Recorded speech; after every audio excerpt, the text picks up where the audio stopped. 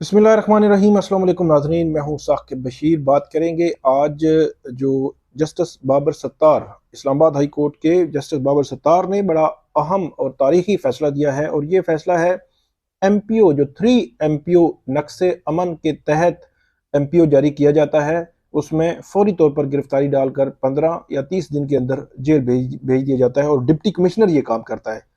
ये फैसला अगरचे इस्लामाबाद की हद तक है, वफाकी दारुल हुकूमत इस्लामाबाद की हद तक है, लेकिन इसमें जो एमपीओ का इख्तियार जिस तरह सियासी तौर पर इस्तेमाल किया गया, मई से लेकर दिसंबर, नवंबर, अक्टूबर, नवंबर और दिसंबर तक, उस पर बड़े सवालात उठाए गए हैं।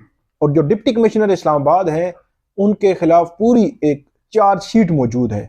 और वो चार्जशीट बयान करते हुए जस्टिस बाबर सत्तार एक जगह पे जाके रुक गए और उन्होंने कहा कि जो डीसी हैं, डिस्ट्रिक्ट मजिस्ट्रेट, इनके खिलाफ इससे कबल जो तौहीन अदालत की कार्रवाई है वो जेर इल्तिवा है, तो इसलिए इस हवाले से मजीद हम जो है वो कोई ऑब्जर्वेशन नहीं दे रहे, ताकि फेयर ट्रायल के जो तकाजे हैं वो भी पूरे हो सकें।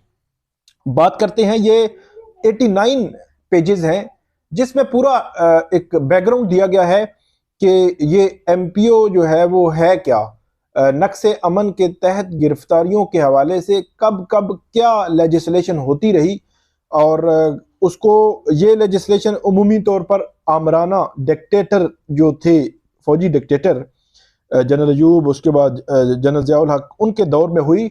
और फिर जो जमहूरी हुकूमतें थीं उन्होंने भी इसको उसी तरह मिस यूज़ किया, ये लिखा है। और मई से लेकर सितंबर तक जो डिप्टी कमिश्नर हैं उन्होंने क्या क्या किया वो भी इस फैसले का हिस्सा है। एमपीओ के तहत कब कैसे गिरफ्तारी हो सकती है, इस पर भी बड़े सवालात उठाए हैं जस्टिस बाबर सत्तार ने। पूरा हिस्टोरिकल बैकग्राउंड दिया है। और जस्टिस बाबर सत्तार ने इसमें 1980 का जो सदारती ऑर्डर था उसमें उसको उड़ा दिया है, और उसके बाद 1987 का जो सदारती ऑर्डर था उसको भी उड़ा दिया है। 1990 का जो सदारती ऑर्डर था उसको भी उड़ा दिया है। जो दो सदारती ऑर्डर थे वो जनरल ज़ियाउल हक के दौर में, मरहूम के दौर में हुए। और ये आप ये समझ सकते हैं कि डिक्टेटरशिप मतलब आमराना जो हुकूमत है उसमें बुनियादी हुकूक का उमूमी तौर पर ख्याल नहीं रखा जाता। और बड़ा मतलब पूरी हिस्ट्री बड़ी बड़ी है। और फिर ये 1990 में हुआ। फिर 1991 में चीफ कमिश्नर ने ये जो इन्हीं के तहत जो इख्तियारात थे वो आगे डिप्टी कमिश्नर इस्लामाबाद को दिए। तब से लेकर अब तक ये यूं ही इस्तेमाल हो रहा था। और अब बाकायदा तौर पर ये तीनों जो नोटिफिकेशंस थे, ये सदारती ऑर्डर्स, प्रेसिडेंशियल ऑर्डर्स 1980, 1987, 1990 कि ये तीनों कलअदम करा दिए हैं और खिलाफ आइन और खिलाफ कानून करा दिए गए हैं। 1991 का जो चीफ कमिश्नर का जो इख्तियार तफवीज़ करने का ऑर्डर था डिप्टी कमिश्नर को, उसको भी गैर कानूनी करार दिया गया है। और एमपीओ का जो इख्तियार डिप्टी कमिश्नर इस्लामाबाद इख्तियार करते रहे उसको भी गैर कानूनी करार दिया गया है। और 3 महीने की लेजिस्लेशन की टाइम दिया गया है जो वफाकी हुकूमत है कि इस हवाले से कानून साजी कर ले। फैसला मैं पढ़ देता हूँ आपके सामने, मजीद इस पर थोड़ी सी डिटेल में बात करते हैं। फैसला ये है कि अदालत ये लिखती है कि वफाकी हुकूमत सूबाई इख्तियारात के इस्तेमाल से मुतल्लिक रूल 3 माह में तश्कील दे। वफाकी हुकूमत ही इस्लामाबाद की हद तक सूबाई हुकूमत है, चीफ कमिश्नर नहीं है। इससे कबल चीफ कमिश्नर जो है वो इस्लामाबाद के लिए सूबाई हुकूमतों का इख्तियार इस्तेमाल करते थे। आगे अदालत लिखती है कि एमपीओ का आर्टिकल 3(2) आइन के आर्टिकल 10(4) के मुतसादिम है। किसी भी शख्स को सिर्फ इस बुनियाद पर गिरफ्तार नहीं किया जा सकता कि वो कोई अमल आगे चलकर कर सकता है, मुस्तकबिल में मकर कीजिए कि वो ये एक्ट कर सकता है तो उसको आज ही गिरफ्तार कर लें, मतलब कल कोई एक्ट कर सकता है तो उसको आज ही गिरफ्तार कर लें। और कहा गया है कि इस तरह नहीं होता। उसके बाद ये कहा गया है कि गिरफ्तारी का जो इतलाक है तब होता है जब कोई अमल कर रहा हो या कर चुका हो। ये बहुत इंपॉर्टेंट है, मतलब पहले नहीं होगा, कबल अज वक्त नहीं होगा। गिरफ्तारी जो है कबल अज वक्त नहीं होगी, और एमपीओ में कबल अज वक्त गिरफ्तारी होती है, और ये पूरे मुल्क में यही चल रहा है। उसके बाद वो लिखते हैं कि किसी की हिरासत के ऑर्डर जारी करने के लिए ठोस शवाहिद का होना जो है वो जरूरी है। हिफाजती हिरासत के कवानीन के तहत इख्तियारात सियासी नताइज खास तौर पर इलेक्शन से पहले इस्तेमाल किए गए।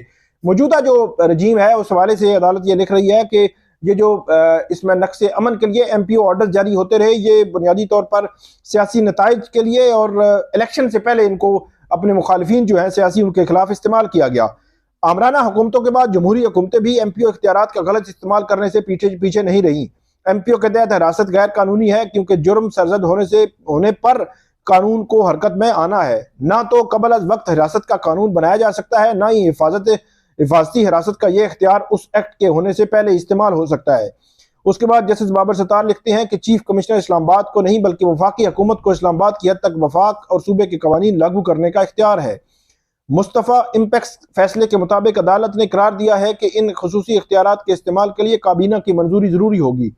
उसके बाद अदालत यह लिखती है कि डिस्ट्रिक्ट मजिस्ट्रेट के सूबाई इख्तियारात का 1992 ये 91 में शुरू कहा है, ये 1992 का नोटिफिकेशन भी खिलाफ कानून इख्तियारात के बगैर है।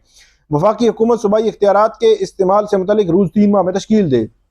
उसके बाद सबसे बड़ा जो चार्जशीट किया है बड़ा जो है वो डिप्टी कमिश्नर इस्लामाबाद इरफान नवाज मेमन, उनको अदालत ये लिखती है कि 67 MPO ऑर्डर जारी किए जो इरफान नवाज मेमन है बतौर डिस्ट्रिक्ट मजिस्ट्रेट, और 67 MPO ऑर्डर्स में से अक्सरियती PTI की लीडरशिप या उनके मेम्बरान के खिलाफ थे। PTI लीडरशिप का इल्जाम था कि उनको सियासी वाबस्तगी की बुनियाद पर हुकूमत टारगेट कर रही है। जितने भी MPO order Islamabad high court में चैलेंज हुए वो या तकलदम हो गए या DC ने वापस ले लिए या गैर मौसर हो गए। उसके बाद अदालत लिखती है कि एक भी MPO ऑर्डर ऐसा नहीं था कि कानूनी प्रोसेस के बाद उसको जारी किया गया हो। और अदालत लिखती है कि मई से हिरासत में मौजूद शहरयार अफरीदी के खिलाफ सितंबर में दूसरा MPO जारी हुआ और डिस्ट्रिक्ट मजिस्ट्रेट को बार बार मौका दिया गया, लेकिन वो अपने ऑर्डर को की सपोर्ट में कोई मटीरियल अदालत के सामने पेश नहीं कर सके। अदालत के सामने मौजूद रिकॉर्ड के मुताबिक डिस्ट्रिक्ट मजिस्ट्रेट ने आइन और कानून के साथ फराड किया। जिस तरह डिस्ट्रिक्ट मजिस्ट्रेट ने इख्तियार इस्तेमाल किया वो बदनीति के जुमरे में आता है। अदालत मजीद इस हवाले से कोई ऑब्जर्वेशन नहीं दे रही क्योंकि डिप्टी कमिश्नर इस्लामाबाद के खिलाफ तौहीन अदालत की कार्रवाई ज़ेरे इल्तिवा है।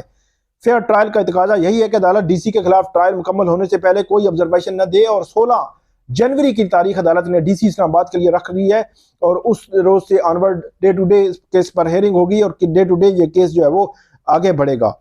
तो ये 89 पेजेस का ऑर्डर था जिसमें अदालत ने बड़ा वाज़ेह अंदाज में जो डिप्टी कमिश्नर को इख्तियारात हासिल थे MPO के उनको उड़ाया है। MPO कैसे जारी किया जाता है वो अदालत ने ये लिखा है कि अगर MPO जिस तरह जारी भी किया जा रहा है उसमें भी आपने माइंड अप्लाई करना होता है, प्रोसेस फुलफिल करना होता है, तभी कर सकते हैं। फिर अदालत ने जो ऑब्जर्वेशन दी है कि आप कबल अज वक्त तो गिरफ्तारी कर ही नहीं सकते, ये जो है वो एक बुनियादी हुकूक के भी खिलाफ है, और जब कोई एक्ट कर रहा हो या कर चुका हो फिर ही गिरफ्तारी हो सकती है, उससे कबल नहीं हो सकती। अब वफाकी हुकूमत को कहा गया है कि 3 माह में आप जो है वो ये अपना प्रोसेस मुकम्मल कर लें और 3 माह के बाद जो है वो फर्दर इस पे अब अदालत में रिपोर्ट भी आ सकती है और हुकूमत इससे फर्दर अब इस ऑर्डर के तनाजुर में डिप्टी कमिश्नर साहब जो है वो अपने इख्तियार इस्तेमाल करेंगे, इससे बाहर नहीं जा सकेंगे और MPO ऑर्डर जारी करना अब आसान नहीं होगा और मेरा ख्याल है नामुमकिन होगा, वो जारी भी नहीं करेंगे क्योंकि अब उनको समझ आ गई है कि जो अदालत ने लिख दिया है इससे बाहर गए तो उनको जवाब देना पड़ेगा। तो ये थी आज की हमारी वीडियो। उम्मीद है आपको ये पसंद आएगी। इस पर फीडबैक जरूर दीजिएगा। अल्लाह हाफिज़।